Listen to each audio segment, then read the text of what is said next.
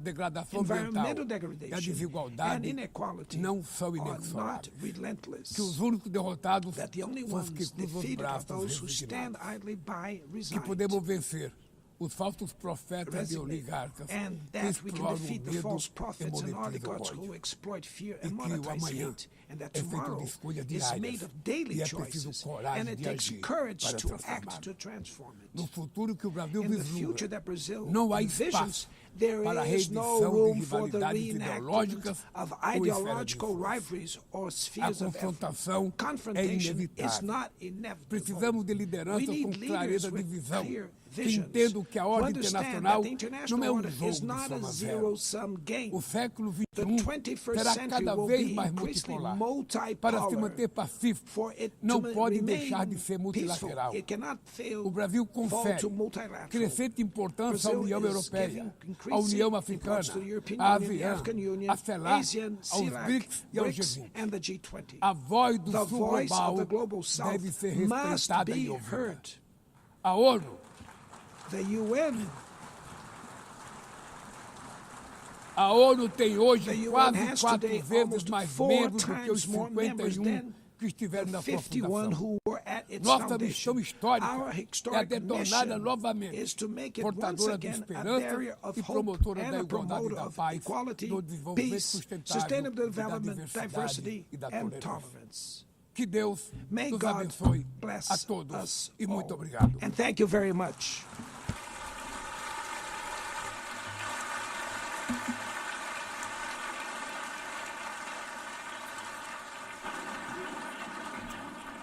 On behalf of the Assembly, I wish to thank the President of the Federative Republic of Brazil,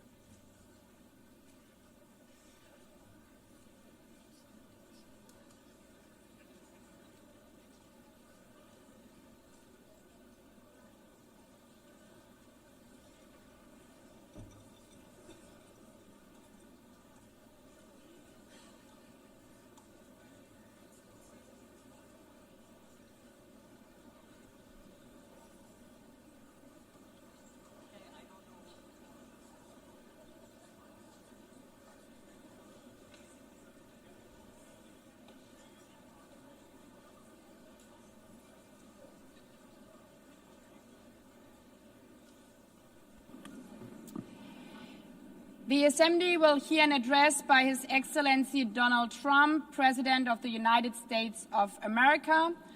I request protocol to escort His Excellency and invite him to address the Assembly.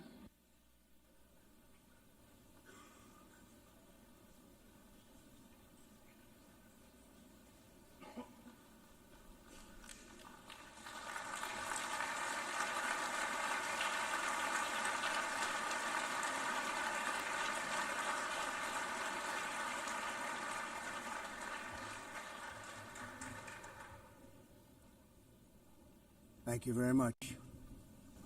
Very much appreciated.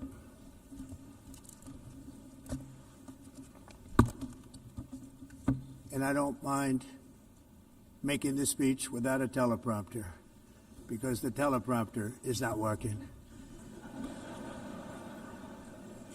I feel very happy to be up here with you nevertheless, and that way you speak more from the heart. I can only say that whoever's operating this teleprompter is in big trouble.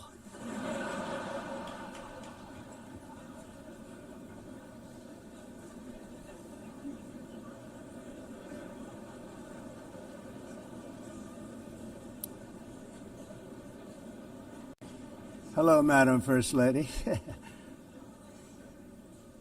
Thank you very much for being here. And Madam President, Mr. Secretary General, First Lady of the United States, distinguished delegates, ambassadors, and world leaders, 6 years have passed since I last stood in this grand hall and addressed a world that was prosperous and at peace in my first term. Since that day, the guns of war have shattered the peace I forged on 2 continents. An era of calm and stability gave way to one of the great crises of our time. And here in the United States, 4 years of weakness, lawlessness, and radicalism under the last administration delivered our nation into a repeated set of disasters. 1 year ago, our country was in deep trouble, but today, just 8 months into my administration, we are the hottest country anywhere in the world, and there is no other country even close. America is blessed with the strongest economy, the strongest borders, the strongest military, the strongest friendships, and the strongest spirit of any nation on the face of the earth. This is indeed the golden age of America. We are rapidly reversing the economic calamity we inherited from the previous administration, including ruinous price increases and record-setting inflation like we've never had before. Under my leadership, energy costs are down, gasoline prices are down, grocery prices are down, mortgage rates are down, and inflation has been defeated. The only thing that's up is the stock market, which just hit a record high. In fact, it hit a record high 48 times in the last short period of time. Growth is surging, manufacturing is booming. The stock market, as I said, is doing better than it's ever done. And all of you in this room benefit by that, almost everybody. And importantly, workers' wages are rising at the fastest pace in more than 60 years. And that's what it's all about, isn't it? In 4 years of President Biden, we had less than $1 trillion of new investment into the United States. In just 8 months since I took office, we have secured commitments and money already paid for $17 trillion. Think of it, 4 years, less than $1 trillion, 8 months, much more than $17 trillion is being invested in the United States, and it's now pouring in from all parts of the world. We've implemented the largest tax cuts in American history and the largest regulation cuts in American history, making this once and again the best country on earth to do business. And many of the people in this room are investing in America, and it's turned out to be an awfully good investment during this 8-month period. In my first term, I built the greatest economy in the history of the world. We had the best economy ever, history of the world. And I'm doing the same thing again, but this time it's actually much bigger and even better. The numbers far surpass my record-setting first term. On our southern border, we have successfully repelled a colossal invasion. And for the last 4 months, and that's 4 months in a row, the number of illegal aliens admitted and entering our country has been 0. Hard to believe, because if you look back just a year ago, it was millions and millions of people pouring in from all over the world, from prisons, from mental institutions, drug dealers. All over the world they came. They just poured into our country with the ridiculous open border policy of the Biden administration. Our message is very simple. If you come illegally into the United States, you're going to jail, or you're going back to where you came from, or perhaps even further than that. You know what that means. I want to thank the country of El Salvador for the successful and professional job they've done in receiving and jailing so many criminals that entered our country. And it was under the previous administration that the number became record-setting, and they're all being taken out. We have no choice. And other countries have no choice, because other countries are in the exact same situation with immigration. It's destroying your country and you have to do something about it. On the world stage, America is respected again like it has never been respected before. You think about 2 years ago, 3 years ago, 4 years ago, or 1 year ago, we were a laughingstock all over the world. At the NATO summit in June, virtually all NATO members formally committed to increase defense spending at my request from 2% to 5% of GDP, making our alliance far stronger and more powerful than it was ever before. In May, I traveled to the Middle East to visit my friends and rebuild our partnerships in the Gulf and those valued relationships with Saudi Arabia, Qatar, and the UAE and other countries are now, I believe, closer than ever before. My administration has negotiated one historic trade deal after another, including with the United Kingdom, the European Union, Japan, South Korea, Vietnam, Indonesia, the Philippines, Malaysia, and many, many others. Likewise, in a period of just 7 months, I have ended 7 unendable wars. They said they were unendable. You're never going to get them solved. Some were going for 31 years, 2 of them, 31, think of it, 31 years. One was 36 years. One was 28 years. I ended 7 wars. And in all cases, they were raging with countless thousands of people being killed.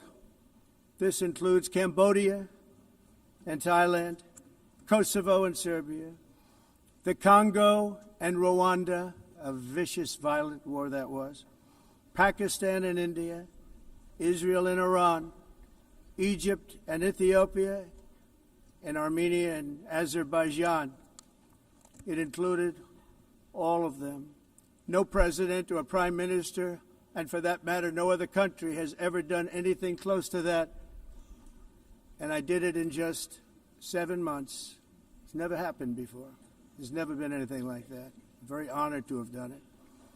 It's too bad that I had to do these things instead of the United Nations doing them.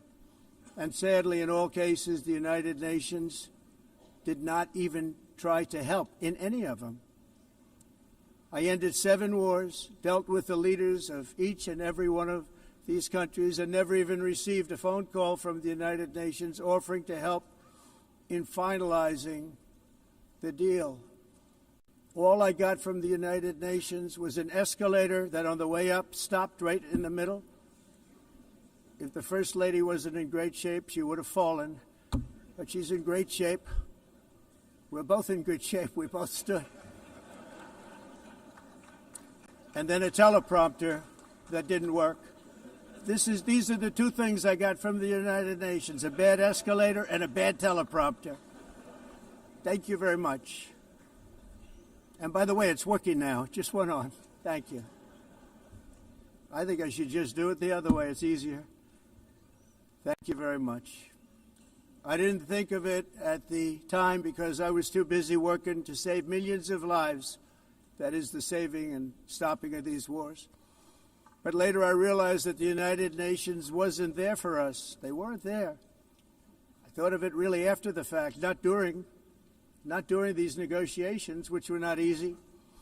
That being the case, what is the purpose of the United Nations? The UN has such tremendous potential. I've always said it. It has such tremendous, tremendous potential. But it's not even coming close to living up to that potential. For the most part, at least for now, all they seem to do is write a really strongly worded letter and then never follow that letter up. It's empty words, and empty words don't solve war. The only thing that solves war and wars is action. Now, after ending all of these wars and also earlier negotiating the Abraham Accords, which is a very big thing for which our country received no credit, never receives credit. Everyone says that I should get the Nobel Peace Prize for each one of these achievements. But for me, the real prize will be the sons and daughters who live to grow up with the mothers and fathers, because millions of people are no longer being killed in endless and unglorious wars. What I care about is not winning prizes, it's saving lives. We saved millions and millions of lives with the 7 wars. And we have others that we're working on, and you know that. Many years ago, a very successful real estate developer in New York, known as Donald J. Trump, I bid on the renovation and rebuilding of this very United Nations complex. I remember it so well. I said at the time that I would do it for $500 million, rebuilding everything. It would be beautiful. I used to talk about, I'm going to give you marble floors. They're going to give you terrazzo.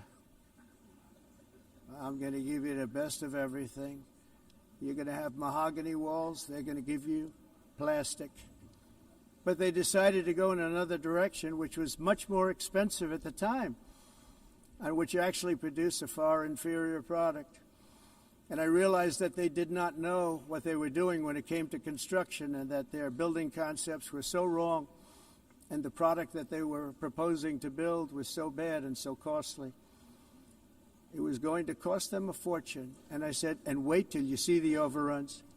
Well, I turned out to be right. They had massive cost overruns and spent between $2 and $4 billion on the building and did not even get the marble floors that I promised them. You walk on terrazzo. Do you notice that? As far as I'm concerned, frankly, looking at the building and getting stuck on the escalator, they still haven't finished the job. They still haven't finished. That was years ago. The project was so corrupt that Congress actually asked me to testify before them on the tremendous waste of money, because it turned out that they had no idea what it was, but they knew it was anywhere between $2 and $4 billion as opposed to $500 million with a guarantee. But they had no idea, and I said it cost much more than $5 billion. Unfortunately, many things in the United Nations are happening just like that, but on an even much bigger scale, much, much bigger. Very sad to see. Whether the UN can manage to play a productive role, I've come here today to offer the hand of American leadership and friendship to any nation in this assembly that is willing to join us in forging a safer, more prosperous world. And it's a world that we'll be much happier with. A dramatically better future is within our reach. But to get there, we must reject the failed approaches of the past and work together to confront some of the greatest threats in history. There is no more serious danger to our planet today than the most powerful and destructive weapons ever devised by man, of which the United States, as you know, has many. Just as I did in my first term, I've made containing these threats a top priority, starting with the nation of Iran. My position is very simple. The world's #1 sponsor of terror can never be allowed to possess the most dangerous weapon. That's why, shortly after taking office, I sent the so-called Supreme Leader a letter making a generous offer. I extended a pledge of full cooperation in exchange for a suspension of Iran's nuclear program. The regime's answer was to continue their constant threats to their neighbors and U.S. interests throughout the region, and some great countries that are right nearby. Today, many of Iran's former military commanders, in fact, I can say almost all of them, are no longer with us. They're dead. And 3 months ago, in Operation Midnight Hammer, 7 American B-2 bombers dropped the 14 30,000-pound each bombs on Iran's key nuclear facilities, totally obliterating everything. No other country on earth could have done what we did. No other country has the equipment to do what we did. We have the greatest weapons on earth. We hate to use them. But we did something that for 22 years people wanted to do. With Iran's nuclear enrichment capacity demolished, I immediately brokered an end to the 12-day war, as it's called, between Israel and Iran, with both sides agreeing to fight no longer. As everyone knows, I have also been deeply engaged in seeking a ceasefire in Gaza. Have to get that done We have to get it done. Unfortunately, Hamas has repeatedly rejected reasonable offers to make peace. We can't forget October 7th, can we? Now, as if to encourage continued conflict, some of this body is seeking to unilaterally recognize a Palestinian state. The rewards would be too great for Hamas terrorists for their atrocities. This would be a reward for these horrible atrocities, including October 7th, even while they refuse to release the hostages or accept a ceasefire. Instead of giving to Hamas and giving so much, because they've taken so much, they have taken so much. This could have been solved so long ago. But instead of giving in to Hamas's ransom demands, those who want peace should be united with one message: release the hostages now. Just release the hostages now. Thank you.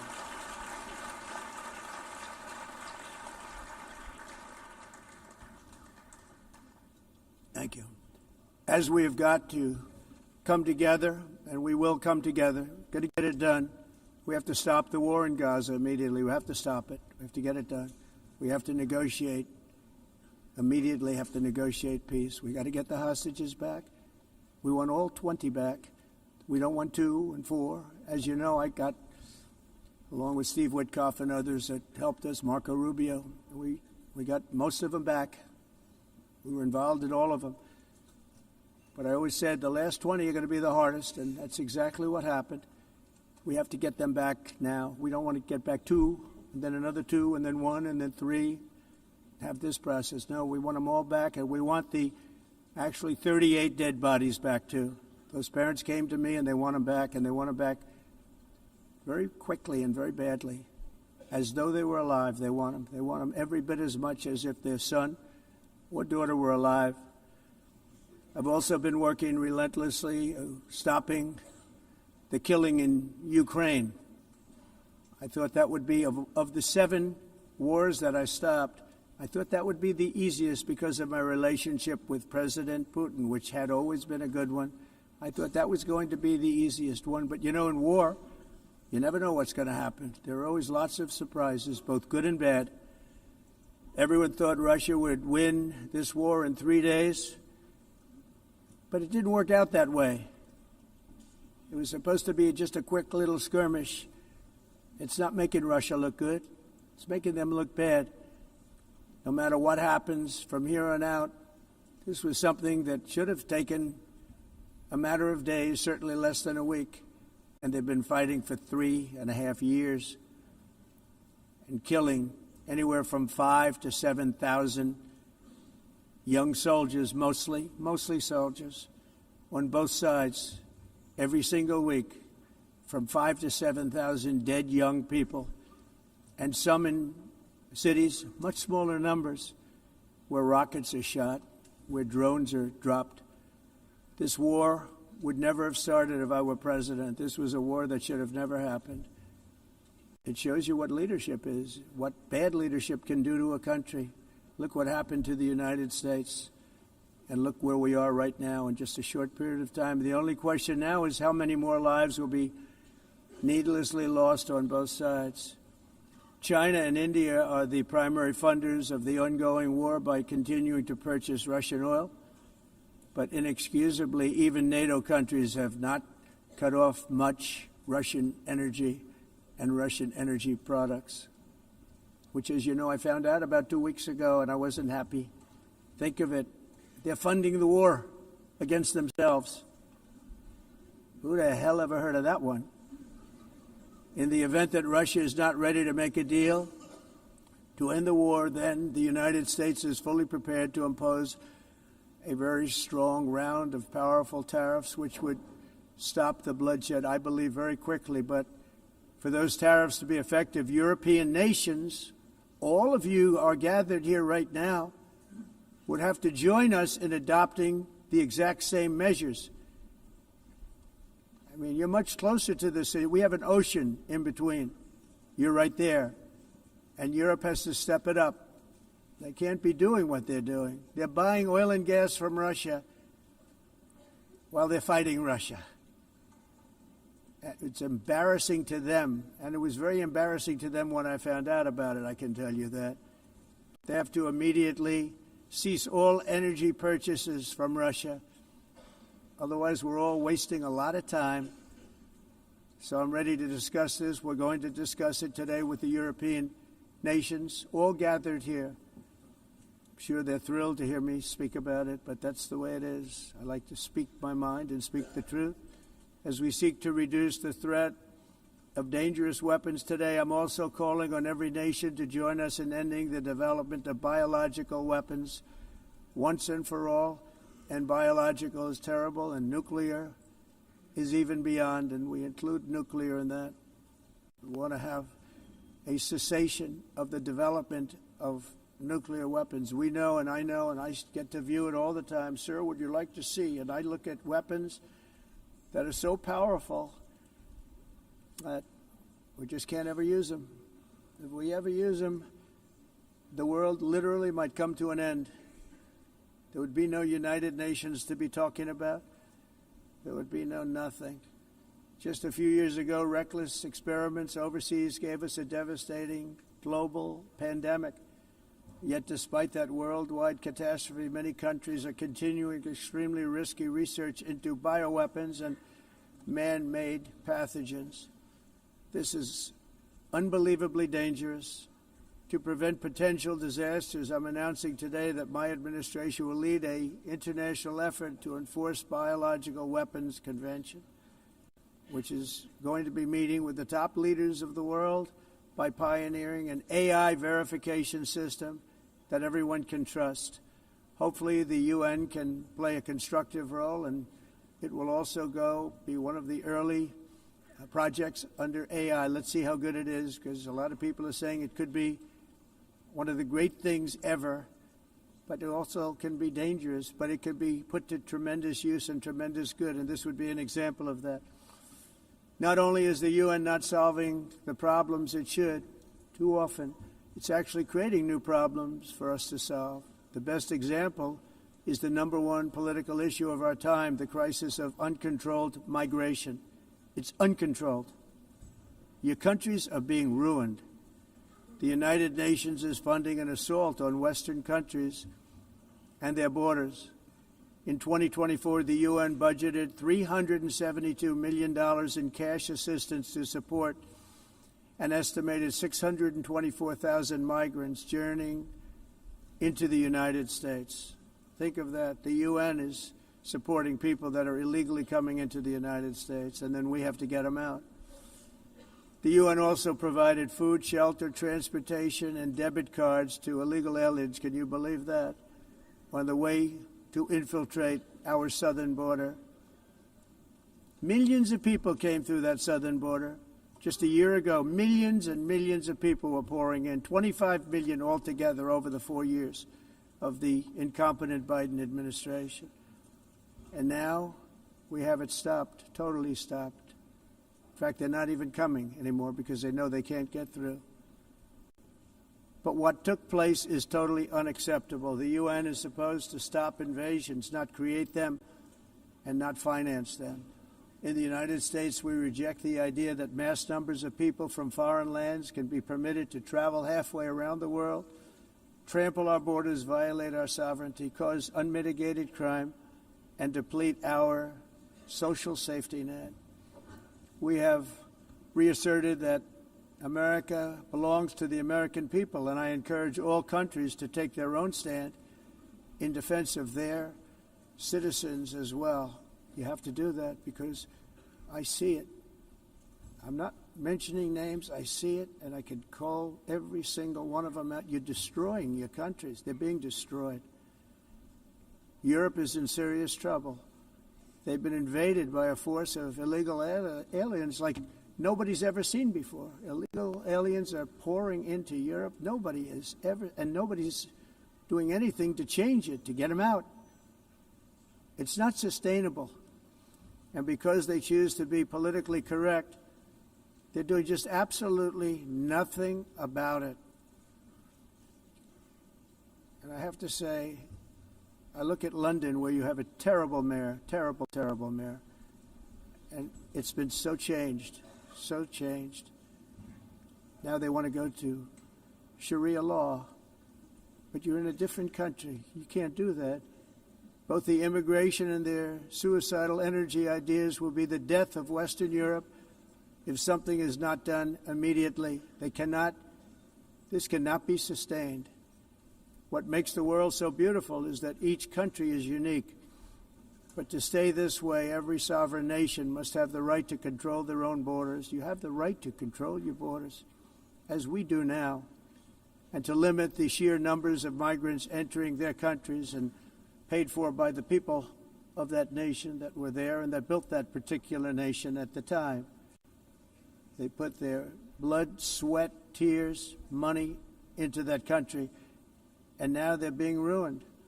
Proud nations must be allowed to protect their communities and prevent their societies from being overwhelmed by people they have never seen before, with different customs, religions, with different everything. Where migrants have violated laws, lodged false asylum claims, or claimed refugee status for illegitimate reasons, they should, in many cases, be immediately sent home. And while we will always have a big heart for places and people that are struggling and truly compassionate, answers will be given. We have to solve the problem, and we have to solve it in their countries, not create new problems in our countries. And we are very helpful to a lot of countries that are just not able to send their people anymore. They used to send them to us in caravans of 25,000, 30,000 people each. These massive caravans of people pouring into our country, totally unchecked and unvetted. But not anymore. According to the Council of Europe in 2024, almost 50% of inmates in German prisons were foreign nationals or migrants. In Austria, the number was 53% of the people in prisons were from places that weren't from where they are now. In Greece, the number was 54%, and in Switzerland, beautiful Switzerland, 72% of the people in prisons are from outside of Switzerland. When your prisons are filled with so-called asylum seekers who repaid kindness, and that's what they did, they repaid kindness with crime, it's time to end the failed experiment of open borders. You have to end it now. See, I can tell you, I'm really good at this stuff. Your countries are going to hell. In America, we've taken bold action to swiftly shut down uncontrolled migration.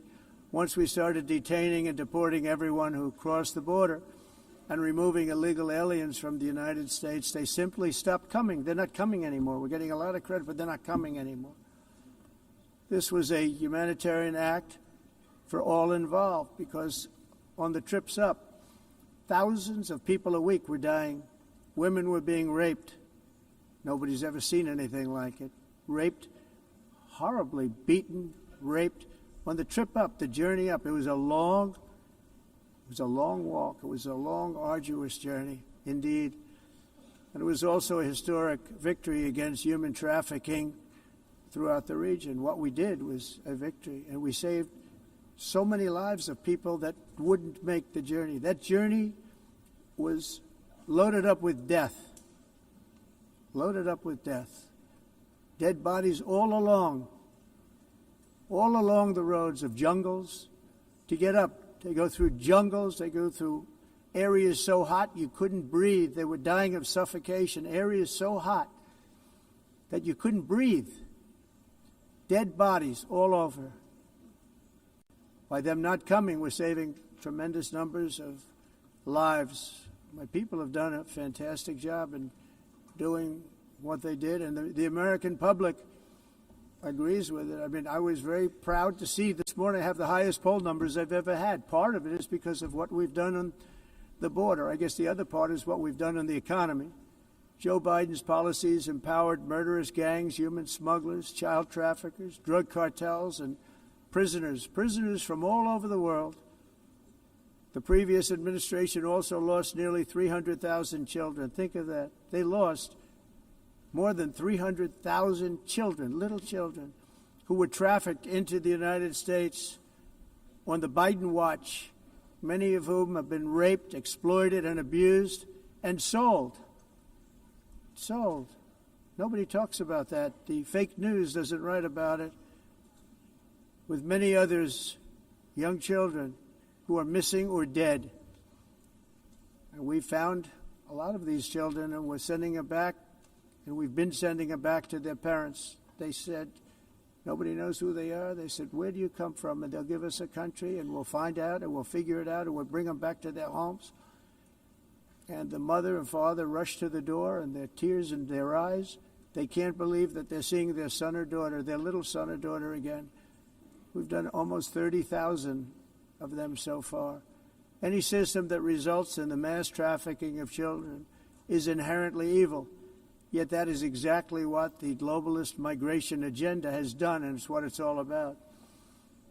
In America, those days, as you know, are over. The Trump administration is working, and we are continuing to work to track down the villains that are causing this problem, and also, as I said, to get back the 30,000 we've already returned. Now I think we're going to have another. We're going to find a lot. You're not going to find all of them. 300, more than 300,000. They're lost or they're dead. They're lost or they're dead because of the animals that did this. To protect our citizens, I've also designated multiple savage drug cartels as far as and you see this, and you see it happening right before your eyes. Let's put it this way. People don't like taking big loads of drugs in boats anymore. There aren't too many boats that are traveling on the seas by Venezuela. They tend not to want to travel very quickly anymore. And we've virtually stopped drugs coming into our country by sea. We call them the water drugs. They kill hundreds of thousands of people. I've also designated multiple savage drug cartels as far as foreign terrorist organizations, along with two bloodthirsty transnational gangs, probably the worst gangs anywhere in the world, MS-13 and Tren de Aragua. Tren de Aragua is from Venezuela, by the way. Such organizations torture, maim, mutilate, and murder with impunity. They're the enemies of all humanity. For this reason, we've recently begun using the supreme power of the United States military to destroy Venezuelan terrorists and trafficking networks led by Nicolas Maduro. To every terrorist thug smuggling poisonous drugs into the United States of America, please be warned that we will blow you out of existence. That's what we're doing. We have no choice. Can't let it happen. They're destroying. I believe we lost 300,000 people last year to drugs, 300,000. Fentanyl and other drugs. Each boat that we sink carries drugs that would kill more than 25,000 Americans. We will not let that happen. Energy is another area where the United States is now thriving like never before. We're getting rid of the falsely named renewables. By the way, they're a joke. They don't work. They're too expensive. They're not strong enough to fire up the plants that you need to make your country great. The wind doesn't blow. Those big windmills are so pathetic and so bad, so expensive to operate. And they have to be rebuilt all the time, and they start to rust and rot. Most expensive energy ever conceived, and it's actually energy. You're supposed to make money with energy, not lose money. You lose money, the governments have to subsidize. You can't put them out without massive subsidies. And most of them are built in China, and I give China a lot of credit. They build them, but they have very few wind farms. So why is it that they build them and they send them all over the world, but they barely use them? You know what they use? Coal. They use gas. They use almost anything, but they don't like wind. But they sure as hell like selling the windmills. Europe, on the other hand, is a long way to go, with many countries being on the brink of destruction because of the green energy agenda. And I give a lot of credit to Germany. Germany was being led down a very sick path, both on immigration, by the way, and on energy. They were going green, and they were going bankrupt. And the new leadership came in, and they went back to where they were, with fossil fuel and with nuclear, which is good. It's now safe. You can do it properly. But they went back to where they were, and they opened up a lot of different plants, energy producing plants, and they're doing well. I give Germany a lot of credit for that. They've said this is a disaster, what's happening. They were going all green. All green is all bankrupt. That's what it represents. And it's not politically correct. I'll be very badly criticized for saying it, but I'm here to tell the truth. I don't care. It doesn't matter to me. I'm in New York City. I'm feeling a lot safer. Crime, we're getting crime down. And by the way, speaking of crime, Washington, D.C. Washington, D.C. was the crime capital of America. Now it's after 12 days, it's a totally safe city. Everyone's going out to dinner. They're going out to restaurants. Your wife can walk down the middle of the street with or without you. Nothing's going to happen. My people have done a fantastic job. And yes, I called in the National Guard, and the National Guard took care of business, and they weren't politically correct, but they took care of business. We got 1,700 career criminals out, brought them back to where they came from, the countries where they came from, or put them in jails. Washington, D.C. is now a totally safe city again, and I welcome you to come. In fact, we'll have dinner together at a local restaurant, and we'll be able to walk. We don't have to go by an armor-plated vehicle. We'll walk right over there from the White House. They've given up their powerful edge, a lot of the countries that we're talking about, in oil and gas, such as essentially closing the great North Sea oil. Oh, the North Sea, I know it so well. Aberdeen was the oil capital of Europe, and there's tremendous oil that hasn't been found in the North Sea. Tremendous oil. And I was with the Prime Minister I respect and like a lot, and I said, you're sitting with the greatest asset. They essentially closed it by making it so highly taxed that no developer, no oil company can go there. They have tremendous oil left, and more importantly, they have tremendous oil that hasn't even been found yet. And what a tremendous asset for the United Kingdom. And I hope the Prime Minister is listening, because I told it to him 3 days in a row. That's all he heard. North Sea oil, North Sea, because I want to see them do well. I want to stop seeing them ruining that beautiful Scottish and English countryside with windmills and massive solar panels that go 7 miles by 7 miles, taking away farmland.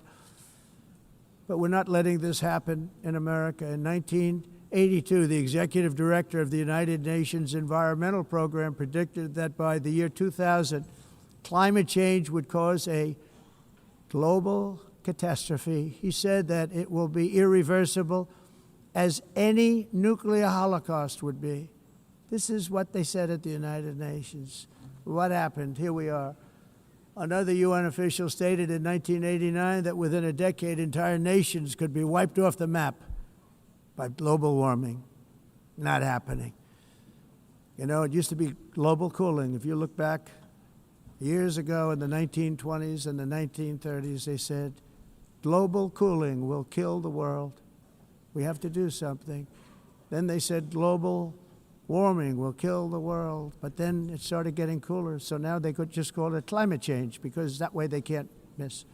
It's climate change, because if it goes higher or lower, whatever the hell happens, there's climate change.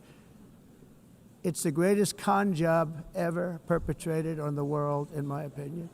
Climate change, no matter what happens, you're involved in that.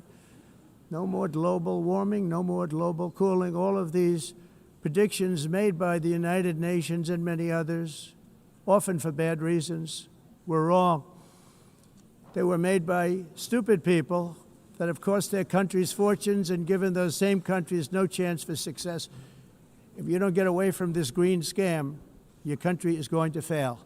And I'm really good at predicting things, you know. They actually said during the campaign they had a hat, the best-selling hat. Trump was right about everything. And I don't say that in a braggadocious way, but it's true. I've been right about everything. And I'm telling you that if you don't get away from the green energy scam, your country is going to fail. And if you don't stop people that you've never seen before, that you have nothing in common with, your country is going to fail. I'm the President of the United States, but I worry about Europe. I love Europe. I love the people of Europe.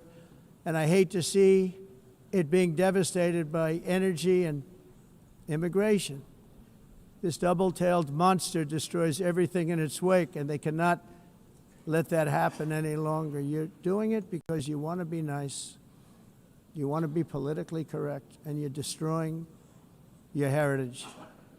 They must take control strongly and immediately of the unmitigated immigration disaster and the fake energy catastrophe before it's too late. The carbon footprint is a hoax made up by people with evil intentions, and they're heading down a path of total destruction. You know, the carbon footprint was a big, big thing a few years ago. I remember hearing about the carbon footprint, and then President Obama would get into Air Force One, a massive Boeing 747, and not a new one, an old one with old engines that spew everything into the atmosphere. He'd talk about the carbon footprint, we must do so. Then he'd get in and he'd fly from Washington to Hawaii to play a round of golf. And then he'd get back onto that big, beautiful plane and he'd fly back and he'd talk about, again, global warming and the carbon footprint. It's a con job. At extreme cost and expense, Europe reduced its own carbon footprint by 37%. Think of that. Congratulations, Europe. Great job. You cost yourself a lot of jobs, a lot of factories closed, but you reduced the carbon footprint by 37%. However, for all of that sacrifice and much more, it's been totally wiped out and then some by a global increase of 54%. Much of it coming from China and other countries that are thriving around China, which now produces more CO2 than all the other developed nations in the world. So all of these countries are working so hard on the carbon footprint, which is nonsense, by the way. It's nonsense. You know, it's interesting. In the United States, we have still radicalized environmentalists, and they want the factories to stop. Everything should stop. No more cows. We don't want cows anymore. I guess they want to kill all the cows. They want to do things that are just unbelievable, and you have it too. But you know, we have a border, strong, and we have a shape, and that shape doesn't just go straight up. That shape is amorphous when it comes to the atmosphere.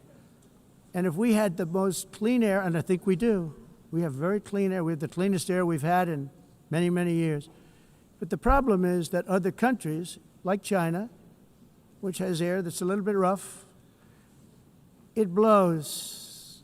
And no matter what you're doing down here, the air up here tends to get very dirty because it comes in from other countries where their air isn't so clean.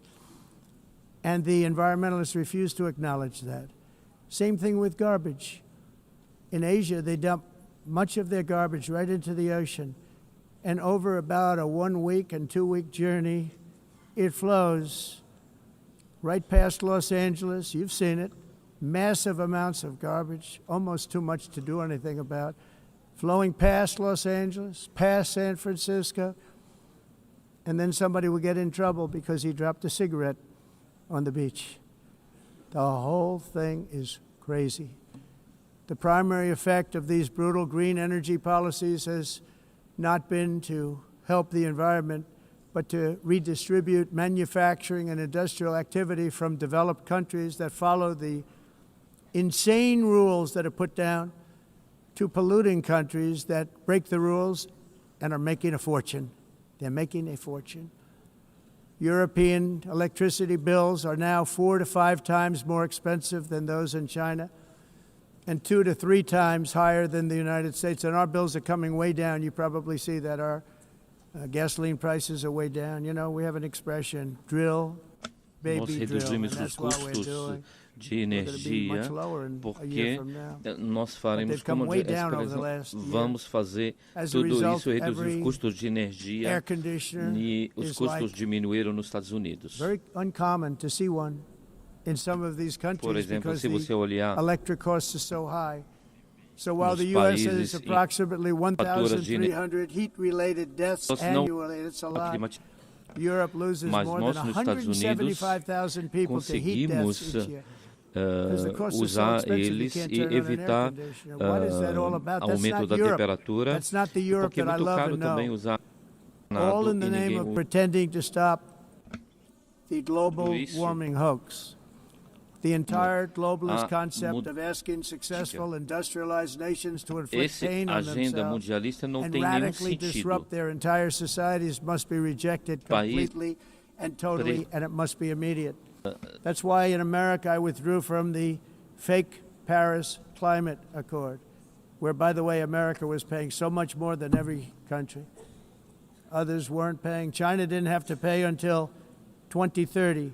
Russia was given an old standard that was easy to meet, a 1990 standard. But for the United States, we're supposed to pay like $1 trillion. And I said, this is another scam. The fact is, the United States has been taken advantage of by the world for many, many years, but not any longer, as you probably noticed. I unleashed massive energy production and signed historic executive orders to hunt for oil, but we don't have to do much hunting because we have the most oil of any nation anywhere, oil and gas in the world. And if you add coal, we have the most of any nation in the world. Clean, I call it clean, beautiful coal. You can do things today with coal that you couldn't have done 10 years ago, 15 years. So I have a little standing order in the White House. Never use the word coal, only use the words clean, beautiful coal. Sounds much better, doesn't it? But we stand ready to provide any country with abundant, affordable energy supplies if you need them, when most of you do. We're proudly exporting energy all over the world. We're now the largest exporter. In the United States, we want trade and robust commerce with all nations, everybody. We want to help nations. We're going to help nations. But it must also be fair and reciprocal. The challenge with trade is much the same with climate. The countries that followed the rules, all their factories have been plundered. It's really sad to watch. They've been broken. They've been broken by countries that broke the rules. That's why the United States is now applying tariffs to other countries, and much as these tariffs were for many years applied to us, uncontrollably applied to us. We've used tariffs as a defense mechanism under the Trump administration, including my first term, where hundreds of billions of dollars in tariffs were taken in. And by the way, we had the lowest inflation, and now we have very low inflation. The only thing different is that we have hundreds of billions of dollars flowing into our country. But this is how we will ensure that the system works for everyone and is sustainable into the future. We're also using tariffs to defend our sovereignty and security throughout the world, including against nations that have taken advantage of former U.S. administrations for decades, including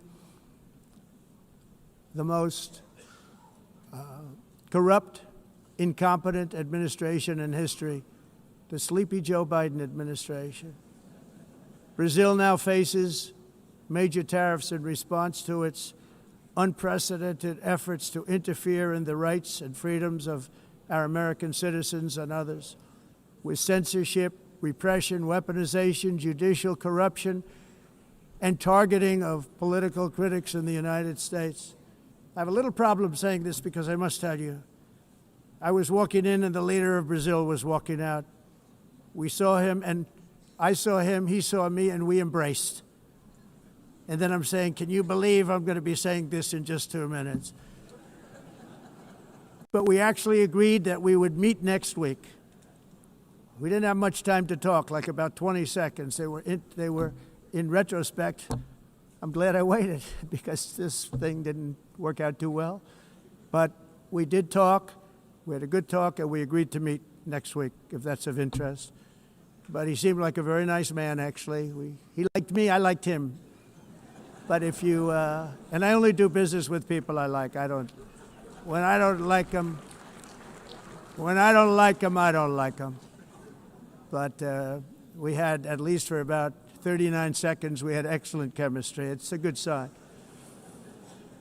But also in the past, Brazil, can you believe this, unfairly tariffed our nation, but now because of our tariffs, we are hitting them back, and we're hitting them back very hard. As President I will always defend our national sovereignty and the rights of American citizens. So I'm very sorry to say this, that Brazil is doing poorly and will continue to do poorly.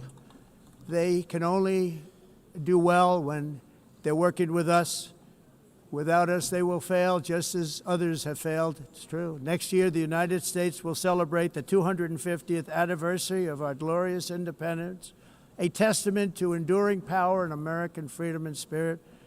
We will also be proudly hosting the 2026 FIFA World Cup, and shortly thereafter, the 2028 Olympics, which is going to be very exciting. I hope you all come.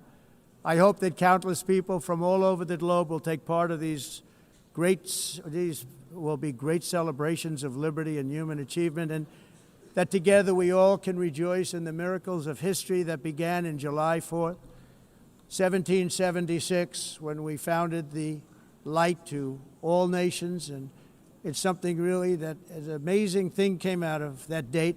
It's called the United States of America. In honor of this momentous anniversary, I hope that all countries who find inspiration in our example will join us in renewing our commitment, values, and those values, really, that we hold so dear together. Let us defend free speech and free expression. Let us protect religious liberty, including for the most persecuted religion on the planet today. It's called Christianity. And let us safeguard our sovereignty and cherish qualities that have made each of our nations so special, incredible, and extraordinary. In closing, I just want to repeat that immigration and the high cost of so-called green renewable energy is destroying a large part of the free world and a large part of our planet. Countries that cherish freedom are fading fast because of their policies on these two subjects. You need strong borders and traditional energy sources if you are going to be great again. Whether you have come from north or south, east or west, near or far, every leader in this beautiful hall today represents a rich culture, a noble history, and a proud heritage that makes each nation majestic and unique, unlike anything else in human history or any other place on the face of the earth. From London to Lima, from Rome to Athens, from Paris to Seoul, from Cairo to Tokyo and Amsterdam to right here in New York City, we stand on the shoulders of the leaders and legends, generals and giants, heroes and titans who won and built our beloved nations, all of our nations, with their own courage, strength, spirit, and skill. Our ancestors climbed mountains, conquered oceans, crossed deserts, and trekked over wide open plains. They charged into thunderous battles, plunged into grave dangers, and they were soldiers and farmers and workers and warriors and explorers and patriots. They built towns into cities, tribes into kingdoms, ideas into industries, and small islands into mighty empires. You're a part of all of that. They were champions for their people who never gave up and who never, ever gave in. Their values defined our national identities. Their visions forged our magnificent destiny. Everybody in this room is a part of it in your own way. Each of us inherits the deeds and the myths, the triumphs, the legacies of our own heroes and founders who so bravely showed us the way. Our ancestors gave everything for homelands that they defended with pride, with sweat, with blood, with life, and with death. Now the righteous task of protecting the nations that they built belongs to each and every one of us. So together let us uphold our sacred duty to our people and to our citizens. Let us protect their borders, ensure their safety, preserve their cultures, treasure, and traditions, and fight, fight, fight for their precious dreams and their cherished freedoms. And in friendship and really a beautiful vision, let us all work together to build a bright, beautiful planet, a planet that we all share, a planet of peace and a world that is richer, better, and more beautiful than ever before. That can happen. It will happen. It will happen, and I hope it can happen and start right now, right at this moment. We'll turn it around. We're going to make our countries better, safer, more beautiful. We're going to take care of our people. Thank you very much. It's been an honor. God bless the nations of the world. Thank you very much. Bye.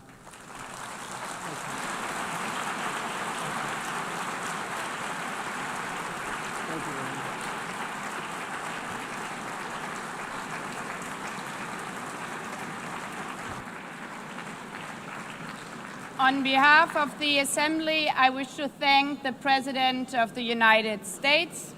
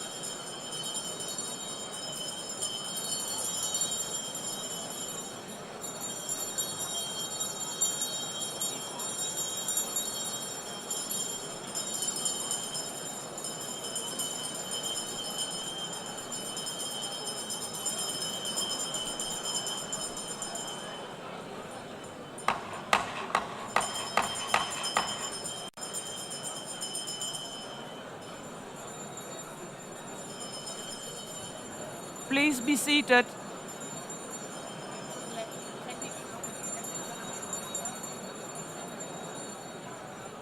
Please be seated.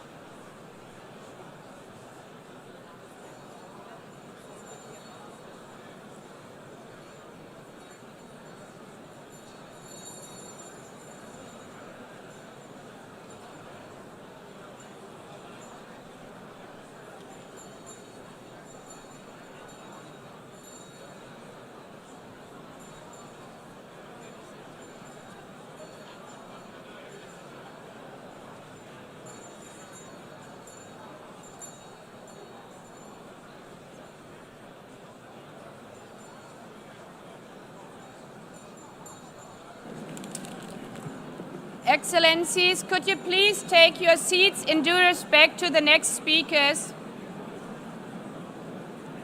The second row, could you please take your seat right now?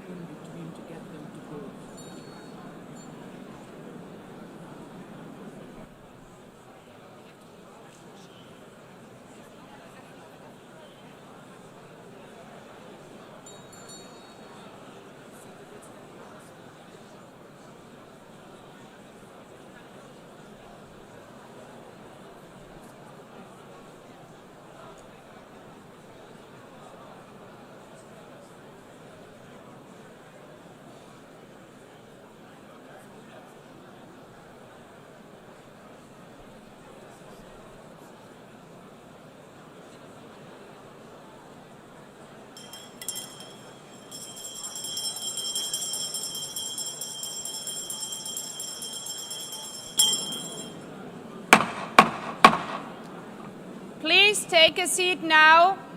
With due respect to the next speakers, I would kindly ask you, gentlemen in the left row, please take your seats. We will continue.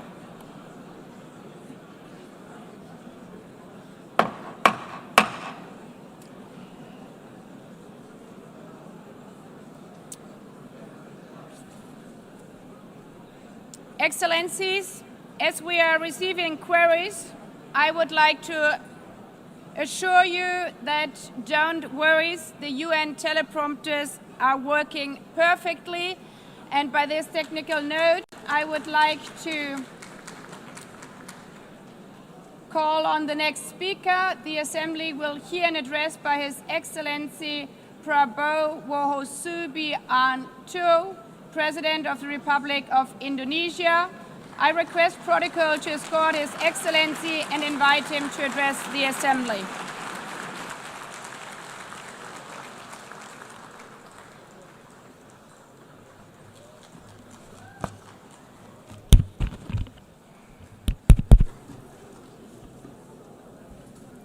His Excellency, Mr. Antonio Guterres, Secretary General of the United Nations, Her Excellency, Madame Annalena Baerbock, President of the United Nations General Assembly, His Excellency, Mr. Moses Abelian, Under-Secretary General for General Assembly and Management, Excellencies, Heads of States, Heads of Governments, distinguished delegates, ladies and gentlemen. It is indeed a great honor for me to stand in this august General Assembly Hall among leaders and representatives who represent almost all of humanity. We differ in race, religion, and nationality, yet we gather together today as one human family. We are here first and foremost as fellow human beings, each created equal, endowed with unalienable rights to life, liberty, and the pursuit of happiness. The words of the United Nations Declaration of Independence have inspired democratic movements across continents, including the French Revolution, the Russian Revolution, the Mexican Revolution, the Chinese Revolution, and Indonesia's own struggle and journey to freedom. It also gave birth to the Universal Declaration of Human Rights, adopted by the United Nations in 1948. All men are created equal was the creed that opened the way to unprecedented global prosperity and dignity. And yet, in our own era of scientific and technological triumphs, an era capable of ending hunger, poverty, and environmental ruin, we also continue to face today grave dangers, challenges, and uncertainties. Human folly, fueled by fear, racism, hatred, oppression, and apartheid threatens our common future. My country knows this pain. For centuries, Indonesians lived under colonial domination, oppression, and slavery. We were treated less than dogs in our own homeland. We Indonesians know what it means to be denied justice and what it means to live in apartheid, to live in poverty, and to be denied equal opportunity. We also knew what solidarity can do in our struggle for independence, in our fight to overcome hunger, disease, and poverty. The United Nations stood with Indonesia and gave us vital assistance.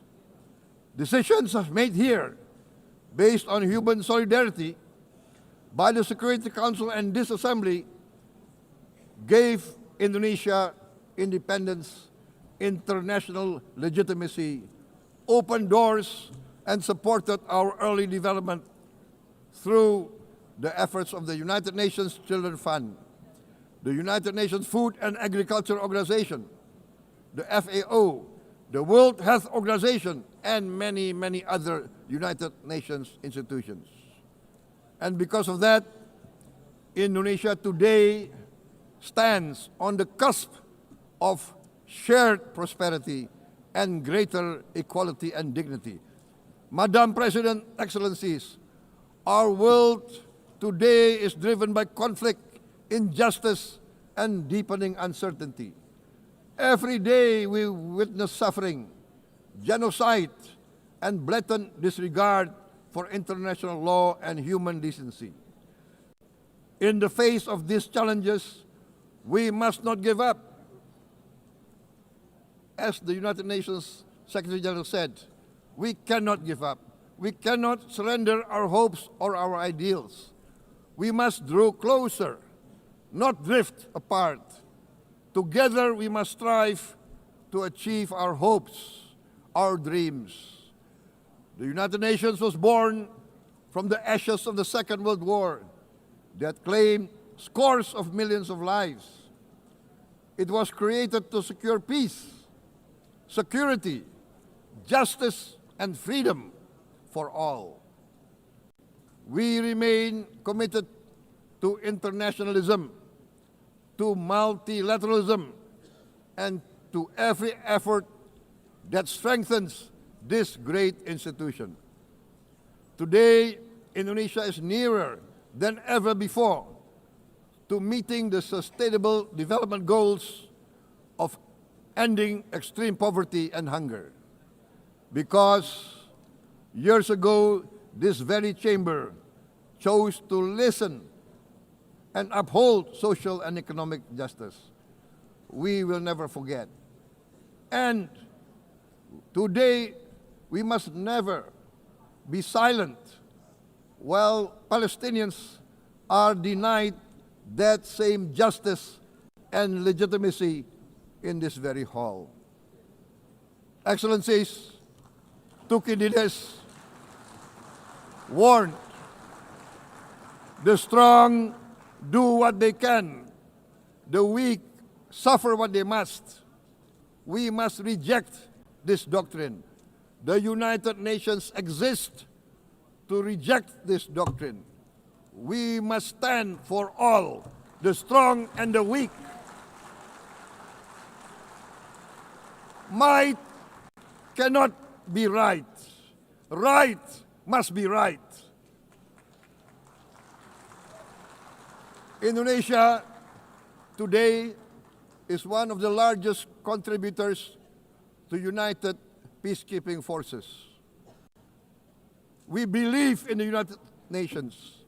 We will continue to serve where peace needs guardians, not with just words, but with boots on the ground. If and when the United Nations Security Council and this great assembly decide Indonesia is prepared to deploy 20,000 or even more of our sons and daughters to help secure peace in Gaza or elsewhere, in Ukraine, in Sudan, in Libya, everywhere when the peace needs to be enforced, peace needs to be guarded, we are ready. We will take our share of the burden, not only with our sons and daughters, we are also willing to contribute financially to support the great mission to achieve peace by the United Nations. Madam President, Excellencies, I propose to this Assembly a message of hope and optimism, grounded in action and execution. Today, we heard the speech of Madam President, the President of the United Nations General Assembly. Yes, it is true what she said. Without the International Civil Aviation Organization, will we be here today? Will we sit in this great hall? Without the United Nations, we cannot be safe. No country can feel secure. We need the United Nations, and Indonesia will continue to support the United Nations, even though we still struggle, but we know the world needs a strong United Nations. The world's population is growing. Our planet is under strain. Food, energy, and water insecurity haunt many nations. We choose to answer these challenges directly at home and to help abroad wherever we can. This year, Indonesia recorded the highest rice production and grain reserves in our history. We are now self-sufficient in rice, and we are starting now to export rice to other nations in need, including providing rice for Palestine. We are building resilient food supply chains, strengthening farmer productivity, investing in climate-smart agriculture to ensure food security for our children and for the children of the world. We are confident in a few years' time, Indonesia will be the granary of the world. As the world's largest island state, we testify before you that we are already experiencing the direct consequences of climate change, particularly the threat of rising sea levels. The sea level on the north coast of our capital city is increasing by 5 centimeters every year. Can you imagine in 10 years? Can you imagine in 20 years? For this, we are forced to build a giant seawall, 480 kilometers in length. It will take us maybe 20 years, but we have no choice. We have to start now. Therefore, we choose to confront climate change, not by slogans, but by immediate steps. We are committed to meeting our 2015 Paris Agreement obligations. We aim to achieve net zero emission by 2060, and we are very confident we can achieve net zero emission much earlier. We aim to reforest more than 12 million hectares of degraded forest, to reduce forest degradation, to empower local communities with quality green jobs for the future. Indonesia is shifting decisively from fossil fuel-based development towards renewable-based development. From next year, most of our additional power generation capacity will come from renewables. Our goal is clear: to lift all of our citizens out of poverty and make Indonesia a hub for solutions to food, energy, and water security. Madam President, Excellencies, we live in a time when hatred and violence can seem to be the loudest voices. But beneath this loud noise lies a quieter truth, that every person longs to be safe, to be respected, to be loved, and to leave a better world to their children. Our children are watching. They are learning leadership, not from textbook, but from our choices. Today, still, a catastrophic situation in Gaza is unfolding before our eyes. At this very moment, the innocent are crying for help, are crying to be saved. Who will save them? Who will save the innocent? Who will save the old and women? Millions are facing danger at this very moment. As we sit here, they are facing trauma. They are facing irreparable damage to their bodies. They are dying of starvation. Can we remain silent? Will there be no answer to their screams? Will we teach them that the human family can rise to the challenge? Madam President, we must act now. Many speakers have said that. We must stand for a multilateral order where peace, prosperity, and progress are not the privilege of a few, but the right of all. With a strong United Nations, we can build a world where the weak do not suffer what they must, but live the justice that they deserve. Let us continue humanity's great journey of ideals, the selfless aspirations that created the United Nations. Let us use science to uplift, not use science to destroy. Let rising nations help others to lift themselves. I am convinced that the leaders of the great world civilizations of the West, of the East, of the North, of the South, leaders of America, Europe, of India, China, the Islamic world, the whole world, I am convinced they will rise to their role demanded by history. We are all hopeful that the leaders of the world will show great statesmanship, great wisdom, restraint, humility, overcome hate, overcome suspicion.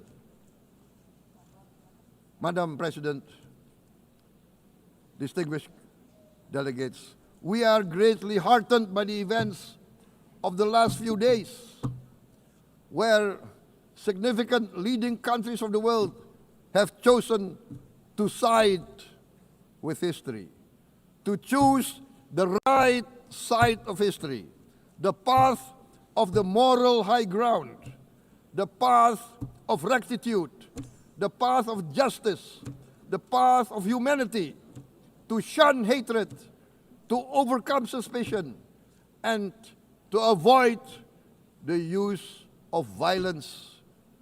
The use of violence will beget violence.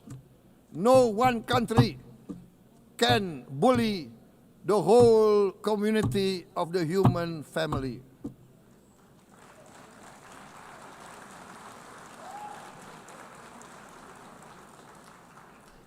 We may be weak individually, but the sense of oppression, the sense of injustice has proven in the history of mankind that this sense of injustice, this sense of oppression will unite into a strong force that will overcome this oppression, that will overcome this injustice.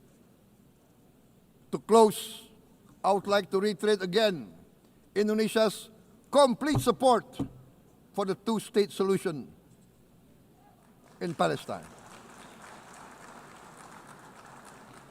We must have an independent Palestine, but we must also recognize, we must also respect, and we must also guarantee the safety and security of Israel. Only then we can have real peace, and no longer hate and no longer suspicion. The only solution is this two-state solution. Two descendants of Abraham must live in reconciliation, peace, and harmony. Arabs, Jews, Muslims, Christians, Hindus, Buddhists, all religions, we must live as one human family. Indonesia is committed to being part of making this vision a reality. Is this a dream? Maybe, but this is the beautiful dream that we must work together towards. Let us work towards this noble goal. Let us continue humanity's journey of hope, a journey started by our forefathers, a journey that we must complete. Thank you. Wassalamualaikum warahmatullahi wabarakatuh.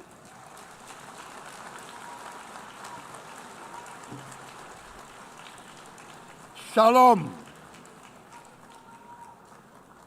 Om Santi, Santi, Santi Om. Namo Buddhaya.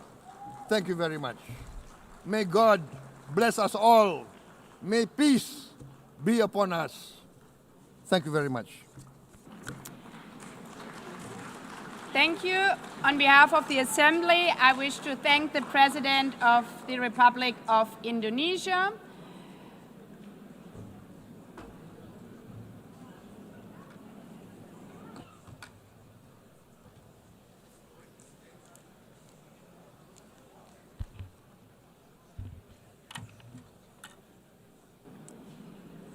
The Assembly will hear an address by His Excellency Recep Tayyip Erdogan, President of the Republic of Turkey. I request protocol to escort His Excellency and invite him to address the Assembly.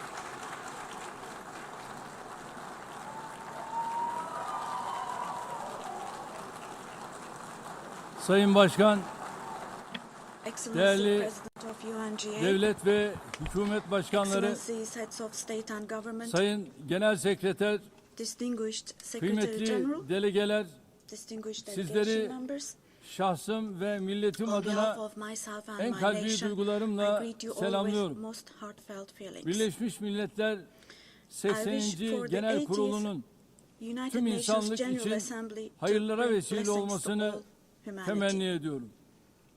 İnsanlığın ortak vicdanını temsil I'm eden deeply honored bu to kürsüden address you once again from this sizlere podium, bir kez daha hitap which etmekten represents the collective büyük conscience bir of bahtiyarlık duyuyorum. humanity. Genel Kurul Başkanlığını tamamlayan I congratulate Sayın Mr. Young, Young'ı who tebrik ediyor. has completed Bu his görevi term as devralan President of the General Sayın Assembly. Berbok'a And I wish başarılar success to diliyorum. Ms. Baerbock, who has Konuşmamın hemen taken başında over this position. Filistin'in giderek artan sayıda ülke At the outset tarafından of my tanındığı speech, I bir would like dönemde to first express my Filistin regret Devlet at the Başkanı absence today Sayın of the Mahmut President Abbas'ın of the State bugün of Palestine, bizzat Mahmut aramızda Abbas, at a olamayışından time duyduğum üzüntüyü ifade etmek istiyorum. Biz bugün bu kürsüde kendi vatandaşlarımızla birlikte sesi kısılmak istenen Filistin halkına tercüman olmak için de bulunuyoruz. Filistin devletini tanıyacağını açıklayan tüm ülkelere teşekkür ediyor. Henüz bu kararı almayan devletleri ise bir an önce harekete geçmeye çağırıyorum. Sayın Başkan, değerli üyeler, Birleşmiş Milletler Şartı bundan 80 yıl önce San Francisco'da imzalandı ve 24 Ekim 1945'te yürürlüğe girdi. Birleşmiş Milletler Kuruluş Şartı'nın ilk maddesinin ilk kelimelerini burada tekrar hatırlatmak isterim.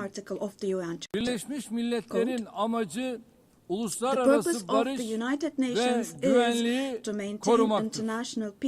Evet, bizler bu salonda Birleşmiş Milletler'in 80. yaşını kutlarken dünyanın birçok bölgesinde kuruluş şartının ilk maddesinin ilk kelimelerine gölge düşürecek vahim hadiseler yaşanıyor. Özellikle Gazze'de gözlerimizin önünde 700 günü aşkın bir süredir soykırım devam ediyor. Biz toplantı halindeyken dahi Gazze'de şu anda siviller katlediliyor. Gazze'de ölen sivillerin sayısı 65.000'i geçti. Enkaz altında kaç cenazenin olduğu henüz bilinmiyor. Ölenlerin 20.000'den fazlası çocuk. İsrail tarafından Gazze'de son 23 aydır her saat her saat bir çocuk acımasızca hayattan kopartılıyor. Bunlar sayı değil dostlar. Hepsi birer can, birer masum insan. Şu anda sadece silahlarla değil, açlık silahıyla da insanlar öldürülüyor. 21. yüzyılda medeni dünyanın bakışları altında 146'sı çocuk, 428 kişi açlıktan hayatını kaybetti ve sayı her geçen gün artıyor. Şimdi size Gazze'deki günlük hayatı anlatan bir fotoğraf göstereceğim. Birinci fotoğraf, gördüğünüz gibi ellerinde leğenli kadınlar. Lütfen hepimiz elimizi vicdanımıza koyup cevap verelim. 2025 yılında böyle bir gaddarlığın makul bir sebebi olabilir mi? Fakat insanlık adına bu utanç manzarası Gazze'de 23 aydır her gün tekrar ediyor. 365 kilometre kare içinde yaşayan 2,5 milyon Gazze'li her gün yerinden ediliyor. Her gün bir başka bölgeye göçe zorlanıyor. Gazze'nin sağlık altyapısı tamamen çökmüş durumda. Doktorlar öldürüldü ya da gözaltına alındı. Ambulanslar vuruldu. Hastaneler bombalandı. Yıkıldı. Tedavi mümkün değil. Operasyon mümkün değil. İlaç bulmak mümkün değil. Dostlar, bakın Tayyip Erdoğan olarak içim yanarak, içim kan ağlayarak söylüyorum. Henüz 2-3 yaşındaki elleri, kolları, bacakları olmayan masum yavrucuklar bugün maalesef Gazze'nin olağan fotoğrafı haline gelmiştir.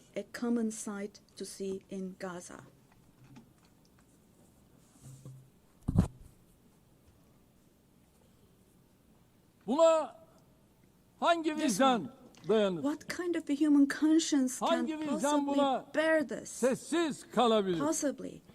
Çocukların How can one açlıktan, stay silent vis-a-vis this? ilaçsızlıktan öldüğü bir dünyada In a world where huzur olur children mu? are dying of starvation and lack of Hepimiz medication, can we possibly anne have calm babayız. and peace?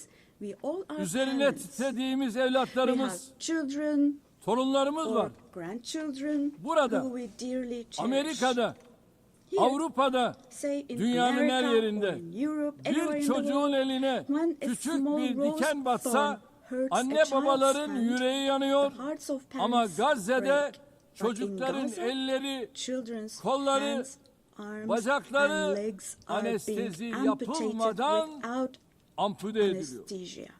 Kimse kusura bakmasın ama Now, I'm extremely bu sorry to say, insanlığın but this dip noktasıdır. represents the lowest point of insanlık humanity. tarihi son bir asırda Human böyle history bir vahşet has not witnessed görmemiştir. such bloodshed within the last century. Her şey gözümüzün All önünde cereyan of this ediyor. is happening before our very eyes. Gazze'deki soykırım, The genocide medya, in Gaza sosyal is medya being aracılığıyla broadcast her an canlı live olarak every yayınlanıyor. moment through the İsrail media and social media. Şu ana